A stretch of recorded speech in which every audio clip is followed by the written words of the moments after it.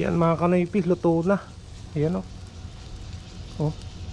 Pwede na to mga kanoypi. Pwede na natin dyan. Yan.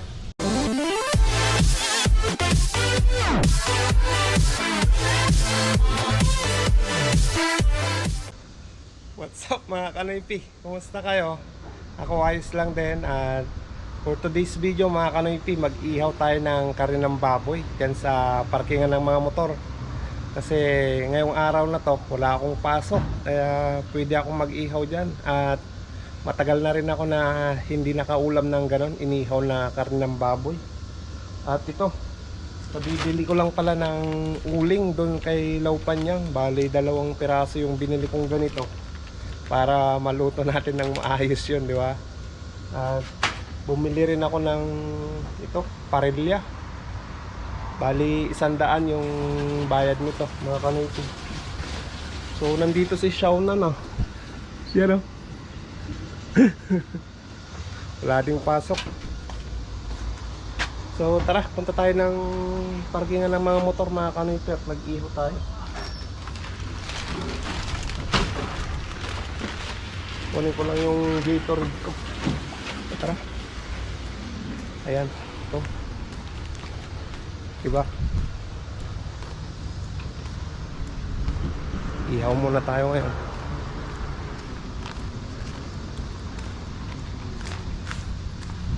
Bali nakalabas na si Milo. Wala na dyan sa kulungan niya. Ayan. Nasa labas mga kanoypi. Pinakawalan ko na siya kanina. So dito tayo mag-ihaw ng karinang baboy. Ayan. Sisigaan ko lang tong kan natin, uling natin. Oh. Ganito yung uling dito sa Taiwan, nakapak ng ganyan mga kanoypi. Saka malalaki.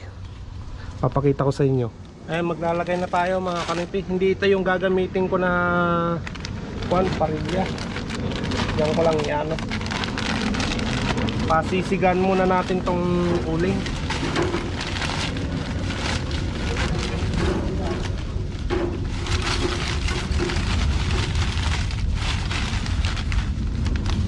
Ayan o, lalaki ng ano niya.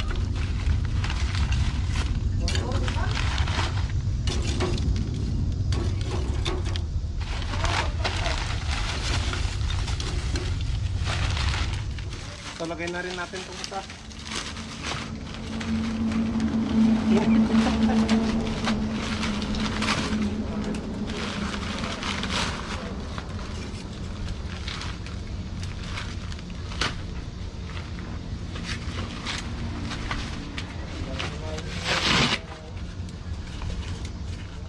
Kaya naman akong pasok ang araw na to eh. At nakakaulam pa ako ng masarap, diba? Yun ang the best.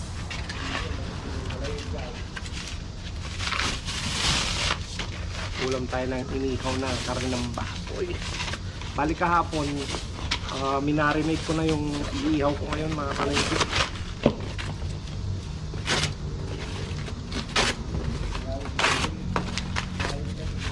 Mahirap lang sumilab yung uling na to eh. Malalaki kasi mga kanoypi. Kumusta pala kayo mga kanoypi? Dito sa amin, di ba, na-extend ng July 6 yung lockdown dito. Ngayon, extend na naman mga kanoypi. Hanggang 26 na naman ata. So, wala. Yung mga video natin, ganito lang. Dito lang sa amin. Kaya pagpasensya nyo muna mga kanoypi, no? Grabe ang init.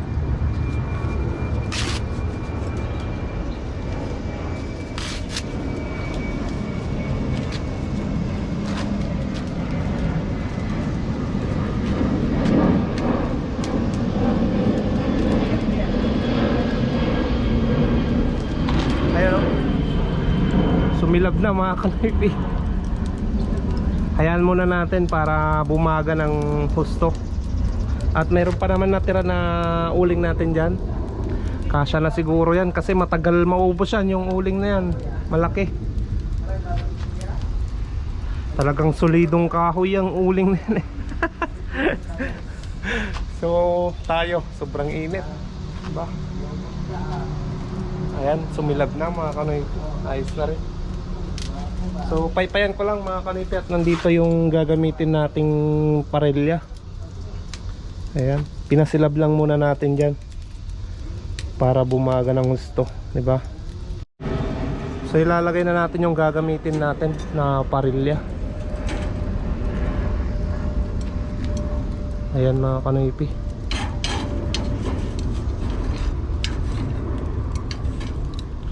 Wala kaming magandang lutuan eh. Ginawa lang namin to. Ginawa ni Jerome Ambes itong lutuan na to. Ayan, antay lang natin na uminit to. Saka natin ilalagay to mga kanoypi. Ayan. Ito yung ihaw natin na karne ng baboy. Ayan o. Namarinate na yan kahapon eh. Magdamag yan. Tapon na. Makakaulam din si kanoypi ng inihaw, di ba? Ngayon lang ulit ako nakapag ganito mga kanoypi. Nakapagluto ng inihaw. Dahil walang pasok at wala kasing makontent pa. Kaya ganito lang, di ba? So pagpasensya nyo muna yung mga ganitong vlog ko ngayon mga kanoypi, no? Alam nyo naman na lockdown pa rin dito sa Taiwan. Ay, extend kasi ng extend yung lockdown mga kanoypi. Kaya kahit kami dito na dadamay na, hindi na kami makalabas, di ba? So umiinit na rin. Ayos na rin. Ay. Pero anong oras na? Di pa ako nag-almusal. Anong oras na mga kanoypi? Saglit tignan ko yung oras ko dito sa cellphone. 12:05 na pala. Ayos lang. Wala naman akong pupuntahan eh. Anong oras na kasi ako nagising kanina? Mag 10:30 na ata yung nagising ako. Kasi may trabaho kagabi. Kaya puyat, di ba? Ganito lang yung buhay namin dito sa Taiwan. Mabuti pa yung mga pamilya natin sa Pilipinas, di ba? Sa Pilipinas parang wala na masyadong bawal eh. Nakakalabas yung mga tao. Dito sa Taiwan, obligado talagang sundin yung patakaran ng gobyerno. So ilalagay na natin to mga kanoypi, itong karne ng baboy. Ayan. Bali dalawang slice lang to mga kanoypi. Ganyan.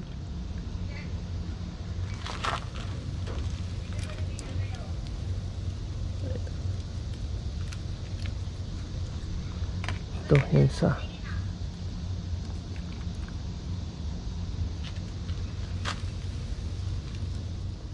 So antay lang natin na maluto yan para makapag-ulam din tayo ng ganyan, inihaw na karne ng baboy. Labis yung ulam ko ngayon, di ba? Antay-antay lang tayo. Kahit anong oras tayong kakain, at least masarap yung ulam, di ba?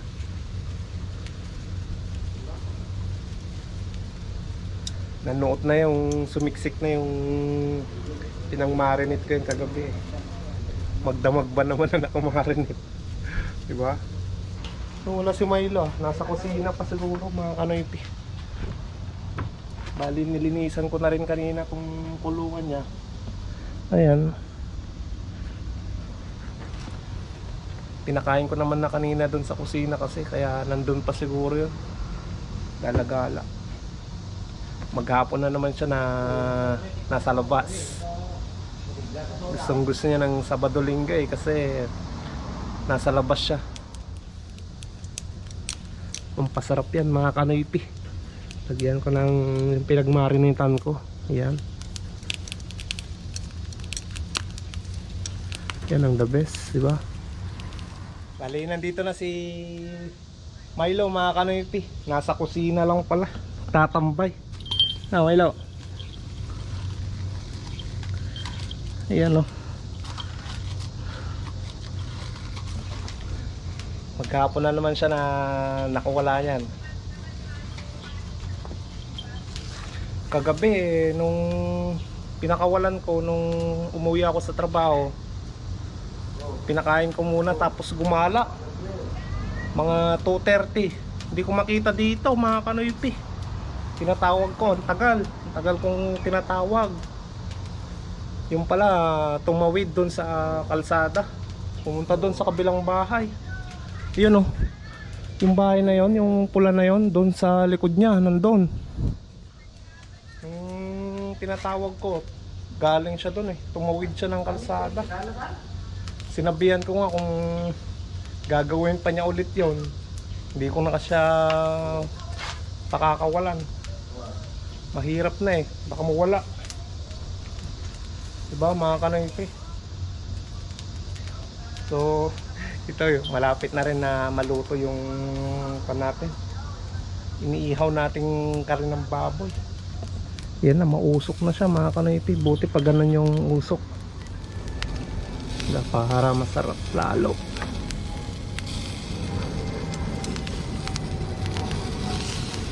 Ayan o. Oh.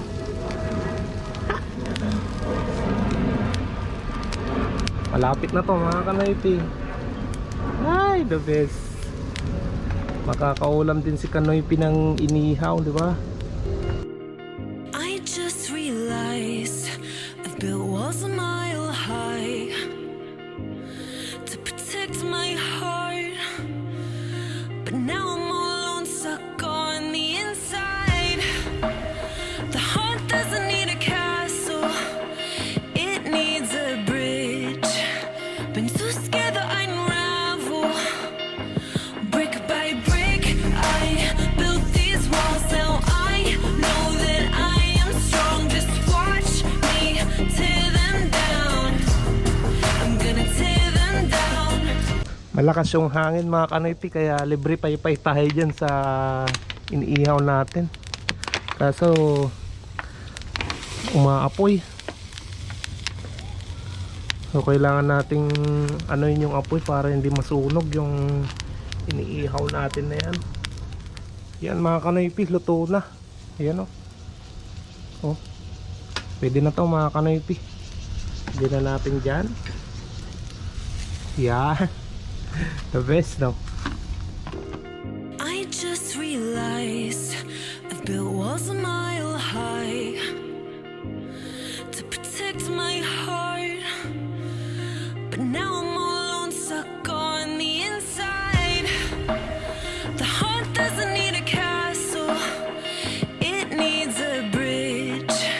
Been too scared that I unravel, brick by brick. I built these walls, now I know that I am strong. Just watch me tear them down. I'm gonna tear them down. If it couldn't break your heart, is it really love? If it can't tear you apart, is it really love? Just watch me march towards the battle. I'm gonna tear down this castle. I'm gonna tear down this castle. I'm gonna tear down this car. Watch me march. If it couldn't break your heart, is it really love? If it can't tear you apart, is it really love? If it couldn't break your heart, is it really love? If it can't tear you apart. Yan yung the best na sausawan mga kanoypi. Yan. Kain na tayo mga kanoypi. I feel nauseous, believe me. Never had a lot of shit come easy. Had to work hard, struggle just to be me. Had to rise up just so they could see me. Did what I had to do just to feed me, and what was left over I put towards my dreaming. But the only thing in life that has meaning are the things you gotta work for, believe me. Taking into your hands a plan. Your own hands can land your own brand. And damn, I feel like no one takes accountability. They want the credibility, convincingly unwilling to put in the hours it takes to get some power. Don't be f***ing sour, take a cold shower, scream until you're louder, work until you're prouder, and f*** all the doubters, they're just your downers. I swear to God they all let me down. I always fought just to wear the crown. I'm f***ed off at these f***ing clowns who were all taught they deserve an ounce. It's only worth it if you work for it. It's only worth it if you work for it. I won't stop till they hear me now. I won't stop till I wear the crown.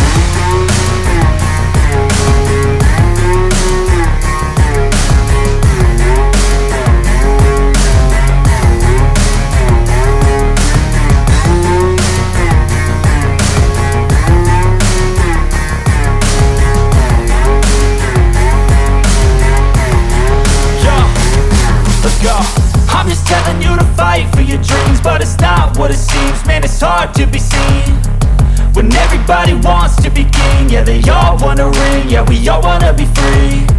So show me what you got, what you bring, how you fight in the ring, how you take a fucking swing.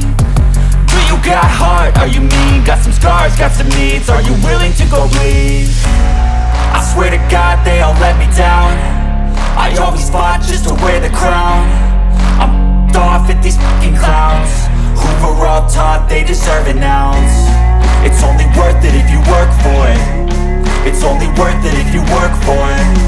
I won't stop till they hear me now. I won't stop till I wear the crown. I swear to God they all let me down. I always fought just to wear the crown. I'm off at these fucking clowns who were all taught they deserve an ounce. It's only worth it if you work for it. It's only worth it if you work for it. I won't stop till they hear me now. I won't stop till I wear the crown.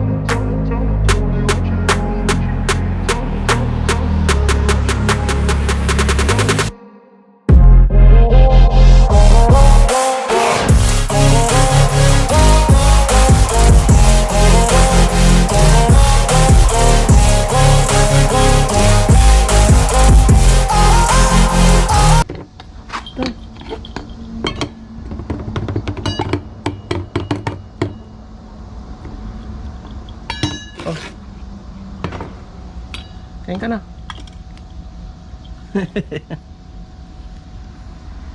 Balik kakatapos kahapon mga kanoypi, naligo na rin siya mga kanoypi. Pinaliguan ko kaya ngayon maitim-itim na naman. Maitim na naman yung kulay ng ito, yung puting balahibo niya. Pero kahapon naligo na yan eh. Ayan. Diyan muna siya. At magpapababa lang ako ng kinain ko. Tapos maliligo na rin. Saka tayo mag-shoutout sa inyong lahat. Nandito na naman tayo sa last portion nitong vlog na to mga kanoypi. Kasama ko si Milo ngayon. Nandito sa tabi ko. Ayan. At sa mga nagpa-shoutout nga pala, tapusin nyo tong vlog na to. Baka nandito yung mga pangalan nyo mga kanoypi. At umpisa na natin na mag-shoutout sa inyong lahat. Shoutout nga pala kay Sir Dondon Ebaresto from Canada. Shoutout na rin kay Sir George Day. At shoutout na rin kay Ate Mercedes Carino Valdez. Shoutout na rin tayo mga kanoypi kay Ate Imat Nanas from Binyan, Laguna. Shoutout na rin tayo kay Sir Ronald Octaviano. Shoutout na rin kay Armel Santos. Shoutout na rin tayo kay Ate Karen Pilar.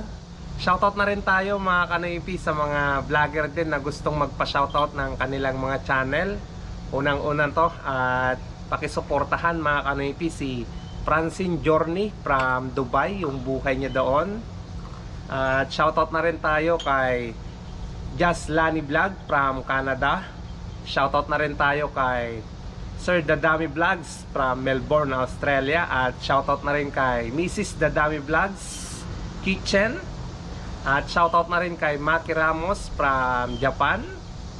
Shoutout na rin kay Calzada Europa from Greece. At shoutout na rin kay Jamista TV.